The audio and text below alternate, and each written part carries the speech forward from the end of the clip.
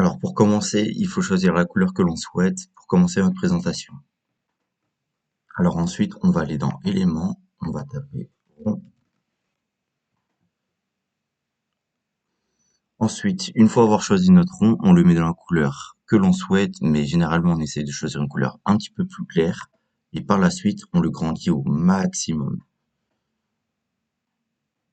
Voilà, on le dispose comme ceci et on descend.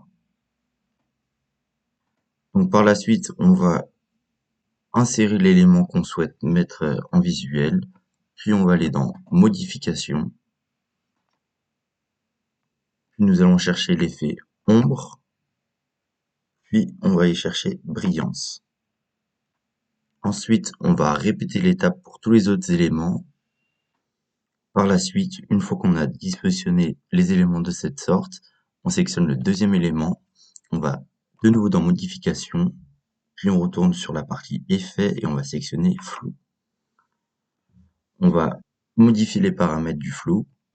De cette manière, on va aller sur image entière et on va régler à environ 75. De cette manière, on va répéter l'étape pour les autres éléments. Vous pouvez après créer votre texte. Donc là, ce qui va être important, ça va être l'effet de glissade. Donc pour faire cela, il suffit d'aller sur dupliquer la page. On va donc dupliquer cette page. Et par la suite, il suffit juste de retirer le premier élément et de faire avancer les autres, les redimensionner évidemment au niveau de la page. Une fois qu'on a à peu près mis les éléments comme précédemment, on retourne, on prend la première image, on retourne donc sur modification, on va sur flou et on le retire.